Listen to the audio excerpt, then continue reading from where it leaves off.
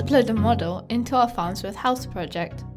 Click the plus button on the bottom right, then click on Add Model. We'll select the relevant project and then give the model its name.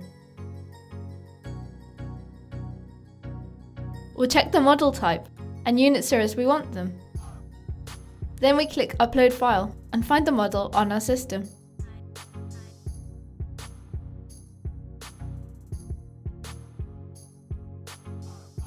Finally, we click Save and the model gets uploaded. We can see that first it's queued and now it's being processed.